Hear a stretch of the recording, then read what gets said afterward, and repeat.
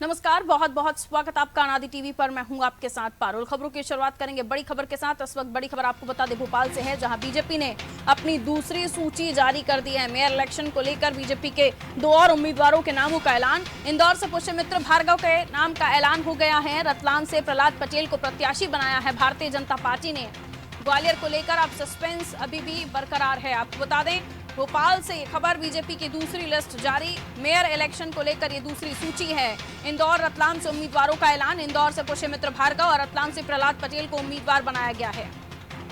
ग्वालियर पर सस्पेंस बरकरार।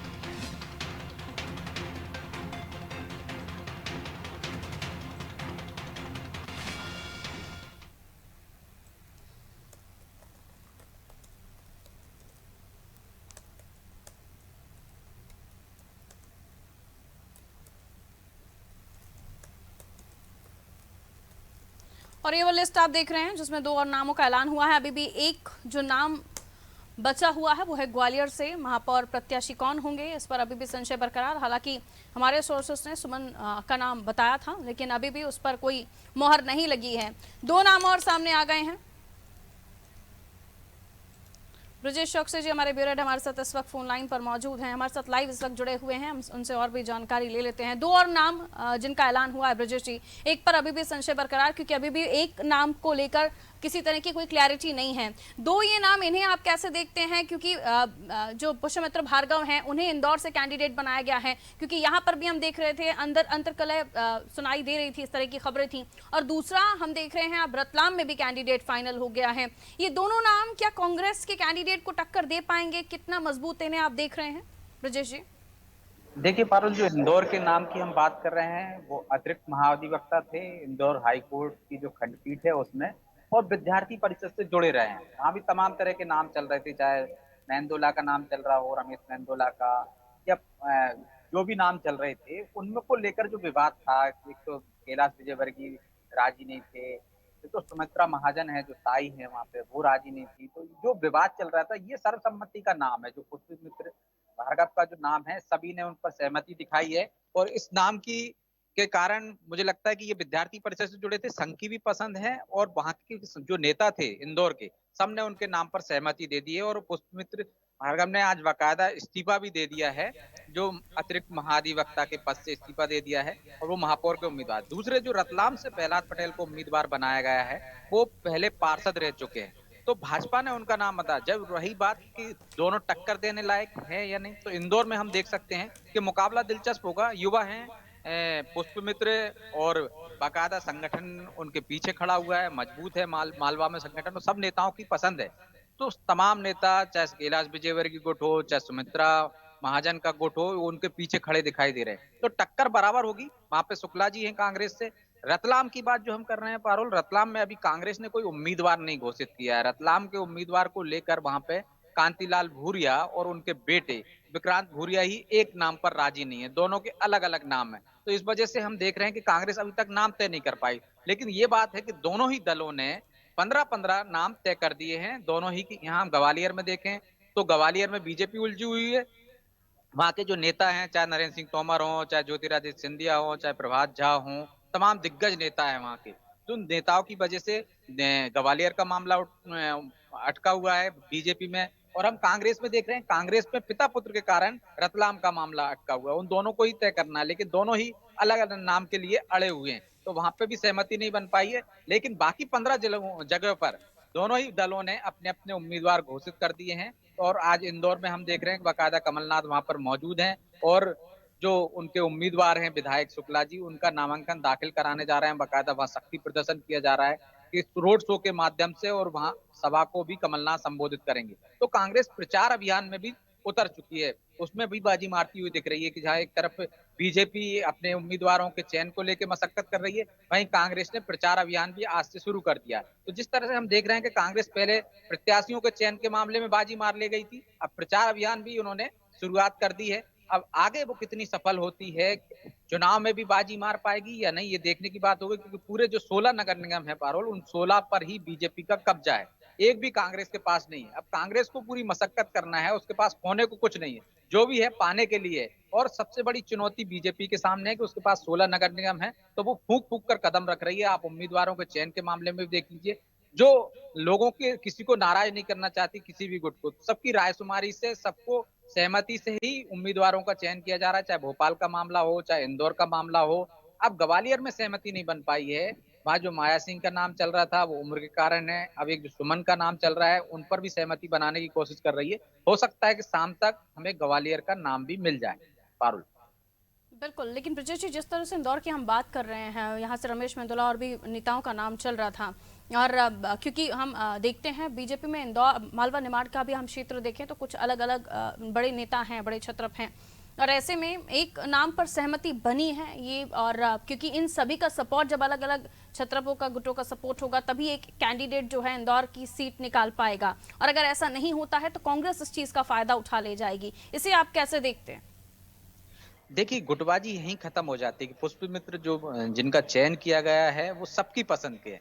रमेश मेंदोला पहले ही इनकार कर चुके थे और भाजपा ने एक गाइडलाइन भी बनाई थी कि वो विधायकों को टिकट नहीं देगी। तो चाहे आप जी। कृष्णा गौर के नाम ले लीजिए भोपाल में, चाहे इंदौर में हम बात कर रहे हैं, तो इंदौर में भी रमेश मेंदोला का नाम था, वो भी इनकार कर चुके थे और उनका था जिसको भी पार्टी उम्मीदवार बनाएगी वो उसके पीछे उसको जिताने के लिए लगेंगे। तो सबकी सहमति से ही ये निर्णय हुआ है, इसी कारण से देरी हुई है। उसमें कैलाश विजयवर्गीय भी उसमें सहमत हैं, सुमित्रा महाजन भी उसमें सहमत है, और वहां के जो स्थानीय नेता हैं तमाम, चाहे संघ की पसंद है तो इसलिए वहां पे कोई भी नाराजगी का सवाल ही नहीं उठता। यदि संघ की पसंद है तो मतलब पूरे बीजेपी की पसंद है। वहां पे संघ का आदमी है या संघ का उम्मीदवार है तो सब सहमत हैं, क्योंकि संघ के खिलाफत कोई नहीं कर सकता बीजेपी के अंदर। संघ के साथ ही चलना सबकी मजबूरी है। तो जो जी। नाराज भी होगा, यदि संघ उसके साथ है तो निश्चित तौर पर उसको नाराजगी दूर समझकर, अपनी नाराजगी हटकर उसको काम करना पड़ेगा। और यहाँ तो सवाल ही नहीं उठ रहा है नाराजगी का, क्योंकि सबसे सहमति करके जब ये नाम तय किया है, मुकाबला जी। दिलचस्प होगा, क्योंकि कांग्रेस के जो उम्मीदवार हैं वो भी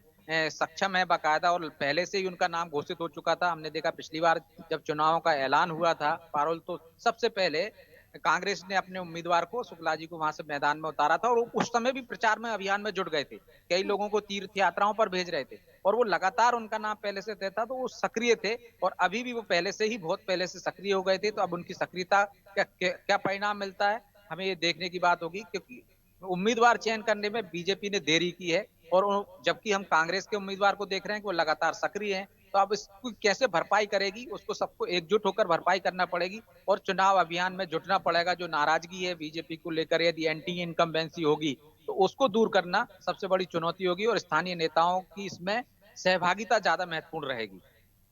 बिल्कुल, लेकिन ब्रजेश जी, एक तरफ 16 नगर निगम जिनमें 13 पर पहले ही नाम फाइनल किए बीजेपी ने, और इन पर कब्जा जमाए रखना बीजेपी के लिए अपने आप में चुनौती भरा काम होगा, क्योंकि परिस्थितियां हम देख रहे हैं एंटी इनकम्बेंसी, और अब अलग अलग समय पहले बीजेपी में हम देखा कि स्टार्टिंग विधानसभा चुनाव में विजय नहीं हो पाई, और उसके बाद दोबारा हमने देखा कमलनाथ जी की सरकार आ गई, उसके बाद समीकरण बदले। लेकिन फिलहाल जो इन इलेक्शंस की हम बात कर रहे हैं, इसमें जमीन के मुद्दे, जनता से जुड़े मुद्दों पर बात होती है, और फिर प्रत्यक्ष प्रणाली को लेकर किस तरह से कश्मकश रही वो भी हमने देखा। लेकिन एक तरफ 16 नगर निगम है जिन पर 13 टिकट अनाउंस किए और 2 और हो चुके, अभी भी एक बचा हुआ है। ये तमाम कैंडिडेट पुराना परफॉर्मेंस, और अब भारतीय जनता पार्टी, क्योंकि ज्योतिरादित्य सिंधिया भी ग्वालियर चंबल से उनके साथ जुड़ चुके हैं, जिनका कद न केवल ग्वालियर चंबल में है बल्कि उनके महाराष्ट्र जैसे राज्यों में भी उनका उपयोग किया जा रहा है।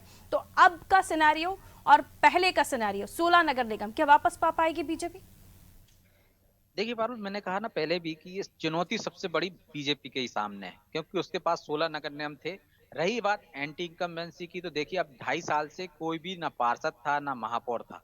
तो एक तरह से जो नाराजगी रही होगी 2.5 साल में, वो दूर हो चुकी है कोरोना काल के बाद से, क्योंकि सब प्रशासक वहां पे तैनात थे। जो भी नाराजगी थी प्रशासक के खिलाफ थी, सरकार के खिलाफ थी। और जिस तरह से हमने देखा है कि इस नाराजगी को दूर करने के लिए सरकार पहले ही एक्टिव मूड में आ गई थी। आपने जी। देखा होगा चुनावों का ऐलान होने से पहले जैसे ही कोर्ट ने निर्देश दिए थे कि चुनाव कराना होगा, आपको जून से पहले कराना होगा, तो आप देखिए तमाम तरह के काम जो नगरीय निकाय की होती है, जो जिम्मेदारी होती है, चाहे वो शहरों की सड़कें बनाने का मामला हो, चाहे पानी की समस्या का हो, उस पर सरकार ने गंभीरता से ध्यान देना शुरू कर दिया था। और लगातार सरकार ने, आपने देखी है कि भूमि पूजन शुरू कर दिया था, सड़कें बनना शुरू कर दी। तो ये कहीं ना कहीं नाराजगी दूर करने का एक जतन ही था सरकार का, कि तमाम तरह की घोषणाएं कर दी, कहीं चुनाव के दौरान नई घोषणा नहीं कर सकते हो, आचार संहिता लग जाएगी। तो पहले ही बाकायदा टेंडर पास हो गए, काम शुरू हो गए, तो ये इसका फायदा उठाने की कोशिश की। रही बात जो कि आपने कहा कि जो ग्वालियर चंबल में, तो ग्वालियर चंबल में हम ये भी कह सकते हैं कि भाजपा की ताकत दुगनी हो गई। यदि वहां पे गुटबाजी नहीं रहती है चुनाव के दौरान, तो सिंधिया के बिल्कुल। आने से उनको फायदा ही होगा। रही बात कांग्रेस की, तो कांग्रेस के पास आप देखेंगे कि संगठन नहीं है, लेकिन जिस तरह से ईडी का मामला हुआ है, हम पूरे देश में देख रहे हैं, कांग्रेस एक्टिव मोड में आ गई। मध्य प्रदेश में भी कार्यकर्ता एक्टिव में आ गए, तो इस एक्टिवनेस का कितना फायदा उठ मिलेगा, ये भी देखने की बात होगी। कांग्रेस भी सचेत है और पहले से बाकायदा सर्वे के आधार पर जो जिस तरह से उन्होंने कैंडिडेट उतारे हैं, एक के बाद एक मजबूत कैंडिडेट उतारे हैं, तो मुकाबला दिलचस्प होगा। और कांग्रेस के पास पाने को ही है सब कुछ। मैंने आपसे पहले भी कहा कि खोने को कुछ नहीं है, क्योंकि उनके पास एक भी नगर निगम थी नहीं थी। यदि वो 2 3 4 पे भी कब्जा कर लेते हैं, तो निश्चित तौर पर उनका मनोबल बढ़ेगा और उसका असर हम 2023 में भी देखने को मिलेगा। इसको जो नगरीय निकाय के चुनाव है, उसको हम सेमीफाइनल के रूप में भी देख रहे हैं। एक जनता का मूड पता चल जाएगा कि जनता का रुख कैसा है, सरकार के प्रति नाराजगी है या सरकार पर अब भी भरोसा है। ये निकाय के चुनाव के परिणाम तय कर देंगे। बिल्कुल। पारुल। हमारे साथ कपिल जुड़े हुए हैं इंदौर से हमारे सहयोगी, और रतलाम से कुलदीप महेश्वरी हमारे साथ जुड़े हुए हैं, क्योंकि दोनों ही जगह के अभी हाल ही में जो लिस्ट आई उनमें नाम है। तो कपिल से पहले हम बात कर लेते हैं। कपिल, जिस तरह से कांग्रेस का नाम अनाउंस हो गया इंदौर में, और उसके बाद हम देख रहे हैं बीजेपी ने भी एक नाम पुष्यमित्र भार्गव का अनाउंस कर दिया है, इसके बाद इंदौर में क्या माहौल है, और इन दोनों कैंडिडेचर को हम समझने की कोशिश करें तो कितनी फाइट आप इन दोनों के बीच में इंदौर में देख रहे हैं? कपिल। मैं बता दूं कि पुष्पमित्र भार्गव जो कि नया चेहरा है, युवा चेहरा है, लेकिन बड़ी बात यह है कि जितने 7 दिन 17 नेताओं का 17 पॉलिटिकल नेताओं का, अनुभवी नेताओं का नाम आया है, उनमें से किसी का भी फाइनल नहीं हुआ। पुष्पमित्र का एक अचानक जो फाइनल हुआ है संघ से। और जो पुष्पमित्र भार्गव हैं, ये इनके साथ प्लस पॉइंट ये है कि ये युवा चेहरा है, बौद्धिक साफ सभी वाला चेहरा है, और भाजपा के संगठन से जुड़े हुए काफी पुराने जुड़े हुए हैं। और माइनस पॉइंट इनका यह है कि जनता से इनका जुड़ाव नहीं है, कभी कोई चुनाव नहीं लड़े, कोई अनुभव नहीं है। टिकट मिल गया है, लेकिन अब जितने लोगों को, जितने 7 दिन में 17 जो बाकी नेताओं के नाम सामने आए थे, चाहे डॉक्टर वर्मा हो या डॉक्टर खरे हो, जिनके फाइनल नाम चल रहे थे, ये कहीं ना कहीं नाराजगी है। और इन सभी को साधना, ये एक भार्गव के लिए बहुत बड़ी चुनौती रहेगी जी।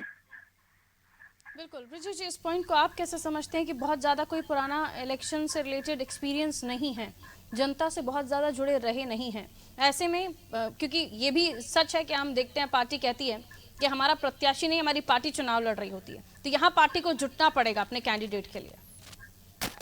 जी बिल्कुल, यहाँ पर भाजपा की नगर निगम जो पूर्व में जो रही है, वो भी भारतीय जनता पार्टी की रही है, और काफी जो नगर निगम में कैंडिडेट थे वो भाजपा के ही रहे। बड़े बड़े लीडर हैं यहाँ पर, संगठन है, संगठन अभी पुष्प भार्गव जो है वो चुनाव नहीं, अभी भारतीय जनता पार्टी चुनाव लड़ रही है। वो सामने बता दूं कि जो सामने इनके सामने जो चुनाव कांग्रेस से जो लड़ रहे हैं संजय शुक्ला, वो भी एक बहुत बड़े नेता हैं और विधायक भी हैं और बाहुबली भी हैं। और उनका पूरा परिवार जो उनको छोड़कर, शुक्ला परिवार जो है उनको छोड़कर पूरा भारतीय जनता पार्टी में, बिल्कुल बता, ये बड़ी इससे टक्कर रहेगी। ऐसा नहीं है कि बहुत आसान रहेगा भार्गव को चुनाव जीतना, ये काटा पकड़ रहेगी। और ये तो आने वाला समय ही बताएगा कि बिल्कुल देखना होगा आने वाले समय के साथ कि क्या कुछ हो पाता है। मैं लौटूंगी आपके पास। फिलहाल रतलाम से हमारे साथ कुलदीप जुड़े हुए हैं। कुलदीप, रतलाम में कैंडिडेट बीजेपी का फाइनल, लेकिन कांग्रेस के लिए अभी भी इंतजार, और रतलाम में जिस तरह से भारतीय जनता पार्टी ने इतना समय लगाया और जो कैंडिडेट सामने आया है, इस पर कितना भरोसा वहाँ की जनता कर पाएगी, और इन कैंडिडेट को लेकर इनके बैकग्राउंड को समझने की कोशिश करें तो पॉलिटिक्स में इनकी एंट्री और अब जो इनकी परफॉर्मेंस रहेगी आने वाले समय में इलेक्शन में, पब्लिक कितना इनको पसंद करती है? जी पारुल, जैसे कि रतलाम में बता दूं आपको कि रतलाम को भाजपा का गढ़ माना गया है, और इसीलिए यहाँ पर पिछले काफी दिनों से टिकट के लिए मशक्कत चल रही थी। 3 नामों में जोड़ तोड़ चल रही थी, जिसमें सबसे पहला वाला नाम जो था वो अब तीसरे पे खिसक गया, और प्रहलाद जी पटेल जो कि तीसरे नंबर पे थे, उनका टिकट फाइनल हो गया है। तो वैसे तो कोई रतलाम में ऐसी दिक्कत नहीं आएगी, लेकिन देखते हैं अभी जो जिन प्रत्याशियों का नाम कैंसिल हुआ है वो पार्टी के अंदर विरोध करते हैं या क्या करते हैं, ये तो अभी आने वाले समय में ही पता चलेगा। बिल्कुल। ब्रजेश जी, आप कैसे देख रहे हैं इन दोनों की बातों को? एक तरफ इंदौर से कुलदीप ने हमें जानकारी दी और दूसरी तरफ माफ कीजिए, इंदौर से कपिल ने और कुलदीप ने हमें रतलाम से बताया कि क्या कुछ आने वाले समय में परफॉर्मेंस इनकी रह सकती है। देखिए पारुल, जिस तरह से कपिल कह रहे थे कि जिन लोगों को दावेदार थे उनको टिकट मिला, तो ये निश्चित तौर पर दोनों ही दलों में होता है। हम देखते हैं कि दावेदार बहुत सारे होते हैं लेकिन टिकट किसी एक को मिलता है, बाकी के दावेदारों निश्चित तौर पर नाराजगी रहती है। लेकिन इसी को सबसे बड़ा जो संगठन जो काम करता है, जो संगठन की भूमिका यहीं से शुरू होती है पारुल, कि आप बेहतर तरीके से जो नाराज लोग हैं, आपके कार्यकर्ता हैं, आपके नेता हैं, उनको कैसे मनाते हो और काम पर लगाते हो। इस मामले में हम देखते हैं कि भाजपा माहिर है, उसका संगठन पूरा इससे जो नाराज लोग होते हैं उनको जो नुकसान पहुंचा सकते हैं उनको किस तरह से मना लेता है। और उसी वजह से हमने देखा है कि टिकट वितरण में या उम्मीदवार तय करने में देरी होती है, कि पहले ही लोगों को मना लिया जाए। तो जिस तरह से हम देख रहे हैं कि भाजपा, जो कपिल भी कह रहे थे कि भाजपा का संगठन काम करता है, उसका हर कार्यकर्ता चुनाव लड़ता है और वो चुनाव के मूड में शुरू से ही रहता है। पार्टी पूरे पीछे खड़ी रहती है, उम्मीदवार सिर्फ एक चेहरा होता है। और चेहरा वाकई में निश्चित तौर पर यदि देखें तो युवा चेहरा है, प्रभावित करता है लोगों को, युवाओं को। और वो भी एक अतिरिक्त महाधिवक्ता है, उनके पूरे परिवार, पूरी फैमिली हम देखते हैं कि डॉक्टर है, उनकी माँ शिक्षिका थी, पत्नी उनकी अधिवक्ता है। तो एक अच्छी रेपुटेड फैमिली है, तो उसका भी फर्क पड़ता है। दूसरी तरफ हम संजय शुक्ला की बात करते हैं, संजय शुक्ला अकेले हैं, यदि वो उनके पीछे उनका अपने दम है, पार्टी का कोई संगठन नाम की कोई चीज नहीं है जो कांग्रेस में इसकी खामियाजा वो प्रत्याशी को उठाना पड़ सकता है। क्योंकि वहां पर को चुनाव कोई एक विधानसभा क्षेत्र का चुनाव नहीं है। आप अपने विधानसभा क्षेत्र में हो सकता है बेहतर परफॉर्मेंस करते हैं, लेकिन बाकी विधानसभा क्षेत्र में क्या, यदि रमेश मेंदोला की हम बात करें तो उनको ही अकेले अपने विधानसभा क्षेत्र में 90,000 की लीड मिली थी। तो ये एक बड़ी खाई है, इसको कैसे संजय शुक्ला पटा पाएंगे? विधानसभा जो यदि मान ली गौड़ का विधानसभा क्षेत्र हम देख लें, तो भाजपा का पलड़ा इसलिए भारी है, तो संगठन है उसके पास है और जो लीड है उसके विधायकों की, जो नाराज लोग हैं उनको मनाने में वो सक्षम है क्योंकि सरकार में है और सरकारी तंत्र उनके साथ है। तो ये मुकाबला भले ही हमको लग रहा हो संजय शुक्ला सामने है तो दिलचस्प होगा, लेकिन उतना दिलचस्प नहीं होगा जितना होना चाहिए। मुकाबला कांटे का होना चाहिए, वैसा आसार दिख नहीं रहे। क्योंकि मालवा का आप देखिए कि इंदौर, और खासकर इंदौर अभी देश में नंबर 1 की पहचान बनाई है, जिस तरह से उसको ख्याति मिली है, लोगों का सरकार पर भरोसा है, प्रशासन पर भरोसा है, प्रशासन का साथ हमेशा इंदौर के लोगों ने दिया है, नंबर 1 रहा है कई मामलों में, स्वच्छता के मामले में नंबर 1 रहा। तो इसका फायदा भी कहीं ना कहीं सत्ताधारी दल को मिलेगा। रतलाम की बात है तो रतलाम में भी वही परिस्थितियां हैं, जब संगठन होता है तो संगठन पीछे है आपके, तो निश्चित तौर पर आपको उसका फायदा मिलता है। लेकिन हम देख रहे हैं कि यदि कांग्रेस की हम बात करें तो वहां पे एक ही परिवार में पिता पुत्रों में ही एक नाम पर सहमति नहीं बन पा रही। तो हो सकता है ये इतना कड़ा हो गया है कि यहाँ पे आप टिकट अभी तक तय नहीं कर पा रहे हो बाकी के नेताओं को। इससे पहले हमने देखा है कि झाबुआ में किस तरह से झगड़े हुए थे। जो विक्रांत भूरिया हैं, जो युवक कांग्रेस के अध्यक्ष हैं, उनके पिता जो हैं उन पर हमला हुआ था और एक पार्टी ने किस तरह से एक पूर्व जिला अध्यक्ष को निकाल दिया था, तो कार्रवाई की गई थी। जो गुटबाजी कांग्रेस में दिख रही है, जो हम देख रहे हैं, खासकर वो झाबुआ रतलाम में जो भूरिया के समर्थन वो क्षेत्र कहलाया जाता है, वहां पे जिस तरह की गुटबाजी अभी सामने देखने को मिली है लगातार, उसका कहीं ना कहीं खामियाजा यहाँ भी भुगतने पड़ सकता है कांग्रेस को, यदि उनको साधने की कोशिश नहीं की गई। पारुल। बिल्कुल। कपिल, इस बात को कितना कितना आप समझ पा रहे हैं? क्योंकि जाहिर है कि ब्रजेश जी ने बताया है कि दोनों के बीच में जो फाइट हम देखेंगे उतनी रोचक, उतनी दिलचस्प नहीं देखेंगे। अगर हमारे जो दर्शक हैं या इंदौर वासी अगर वो ये सोच रहे हैं कि कांटे का मुकाबला जैसा होगा, तो एक तरफ पूरा संगठन बीजेपी का जुटा हुआ, आरएसएस जुटा हुआ है, तो दूसरी तरफ संजय शुक्ला जिनके लिए आज कमलनाथ जी शक्ति प्रदर्शन करते हुए नजर आए, जिसकी क्या इतनी बड़ी तस्वीर थी जिसे बीजेपी के संगठन से कंपेयर किया जा सके? कपिल जी, मैं बता दूं कि बीजेपी, पूरी बीजेपी और एक तरफ संजय शुक्ला, जैसे सर ने बताया कि बीजेपी नहीं, बीजेपी चुनाव लड़ती है और संगठन चुनाव लड़ता है वहां से। बिल्कुल सही बात है, संगठन चुनाव लड़ता है, ये नया चेहरा है। संजय शुक्ला जो पहले ने जो पूर्व विधायक जो विधानसभा में जिस तरीके से विधायक बने थे, वैसा ही चुनाव देखने को मिल रहा है। अब आगे यही देखना है कि किस तरीके से चुनाव होगा। बहुत ज्यादा बिग पिक्चर ऐसी नहीं दिखाई दी कमलनाथ जी के पहुंचने के बाद भी। कपिल, ठीक है कपिल, बहुत शुक्रिया। कुलदीप हमारे साथ बने हुए हैं। कुलदीप, अब क्योंकि प्रहलाद पटेल के नाम पर मोहर लगा दी गई है भारतीय जनता पार्टी की तरफ से, अभी वहां बेटे पिताजी में संशय बरकरार है कि वो फाइनल करें तब कांग्रेस का एक नाम सामने आएगा। कुलदीप, तो अभी कोई सुगबुगाहट कि कौन सा वो नाम हो सकता है जो बेटे और पिताजी की पसंद हो सके और उसके बाद कांग्रेस की पसंद हो सके? मैं जैसा बता दूं, कांग्रेस में अभी तक दो ही नाम चल रहे हैं, एक राजीव रावत है और एक मयंक जाट है। इन दो नामों में ही चर्चा चल रही है। दोनों में से बहुत जल्दी किसी एक का टिकट फाइनल हो जाएगा।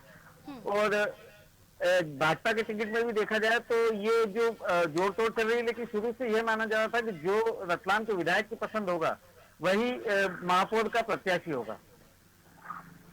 बिल्कुल, तो ब्रिजेश जी साफ है कि फिलहाल बीजेपी में रतलाम से दो जो बेटे पिता पुत्र भूरियाज हैं उनके तरफ से अगर कुछ फाइनल होता है तो एक नाम सामने आ सकता है, लेकिन दो नाम जो अभी कुलदीप ने लिए उनसे आप कंपेयर करते हैं पटेल को, प्रहलाद पटेल को, तो कितनी टफ फाइट दे सकते हैं? देखिए, प्रहलाद पटेल पहले पार्षद रह चुके हैं, तो निश्चित तौर पर वो सक्रिय रहे होंगे पार्षद के क्षेत्र में, उन्होंने जिस तरह से काम किया होगा। तो जो दो नाम हम कांग्रेस के बता रहे हैं, यही दो नाम हैं जिन पर पिता पुत्र अड़े हुए हैं। एक पर पिता अड़े हुए हैं, एक पर पुत्र अड़े हुए हैं। तो दोनों में मुझे लगता है कि यदि एक का भी नाम तय हो जाएगा तो घर की बात है, पिता पुत्र में से जिसकी भी चल जाएगी तो हो सकता है दूसरा अपने प्रत्याशी को जिसको टिकट ना मिल पाए उसको मना ले और उतनी नुकसान ना कांग्रेस को मिल पाए कि यदि एक व्यक्ति, क्योंकि दोनों ही घर से हैं, यदि किसके व्यक्ति उम्मीदवार को मिल जाता है, कौन अच्छा प्रबल दावेदार साबित होता है, कौन टक्कर दे सकता है, उनमें से तय हो जाएगा। और दूसरे को मनाने में यदि कामयाब रहे तो इसका फायदा कांग्रेस उठा सकती है। यदि दूसरा नाराज हो गया, जिस तरह से हम देखते हैं कि कांग्रेस में उस तरह से मनाया नहीं जाता है, लेकिन यहाँ मनाने के चांसेस इसलिए ज्यादा दिख रहे हैं कि एक विक्रांत भूरिया का है, एक कांतिलाल भूरिया का है। हो सकता है कांतिलाल भूरिया के जो दावेदार है उनकी तरफ से जिसकी वो पैरवी कर रहे हैं उसको मिल जाए तो विक्रांत अपने जो दावेदार है उसको समझा बुझाकर शांत कर सकते हैं। बिल्कुल। यही परिस्थिति उल्टी हो सकती है कि विक्रांत के उम्मीदवार को मिल जाए तो कांतिलाल भूरिया मना सकते हैं, क्योंकि दोनों ही की साख दाव पर है, पिता पुत्र की साख दाव पर है, मतलब दोनों एक ही परिवार की, एक ही व्यक्ति की साख दाव पर है, तो दोनों जिताने की कोशिश करेंगे। तो मुकाबला रतलाम में हम दिलचस्प देख सकते हैं यदि दोनों में से किसी एक उम्मीदवार का होता है। यदि दोनों के विवाद की वजह से यदि तीसरा कोई ठीक। उम्मीदवार आ जाता है तो वो देखने की बात होगी कि उम्मीदवार के ऊपर डिपेंड करेगा, जब उसका निर्णय हो जाएगा तो उसके सामने जो व्यक्ति है वो कितना ताकतवर जी है, तब कहीं जाकर हम देख पाएंगे कि मुकाबला किस तरह का होगा। पारुल, बिल्कुल, तो अभी वेट एंड वॉच की स्थिति बन रही है। बहुत शुक्रिया ब्रिजेश जी जानकारी देने के लिए। कुलदीप शुक्रिया, कपिल शुक्रिया हमारे साथ जुड़ने के लिए। तो अब देखिए, दो और नाम फाइनलाइज हो गए हैं। भारतीय जनता पार्टी ने एक और लिस्ट जारी की जिसमें 3 और नाम फाइनल होने थे, जिनमें से 2 और नाम सामने आ गए हैं, यानी सिर्फ एक ही नाम अब बचा हुआ है जो ग्वालियर का है। ग्वालियर में किस तरह से अब पार्टी समन्वय बनाकर एक नाम को फाइनल करती है इस पर तो नजर है ही। बाकी अब ये प्रत्याशी किस तरह का परफॉर्मेंस करते हैं, कांग्रेस बीजेपी में कितनी टक्कर कहां देखी जाएगी, इस पूरी तस्वीर पर हमारी नजरें बनी हुई हैं। हर अपडेट के साथ आप तक खबरें पहुंचाएंगे। फिलहाल बुलेटिन में इतना ही, दीजिए इजाजत, नमस्कार।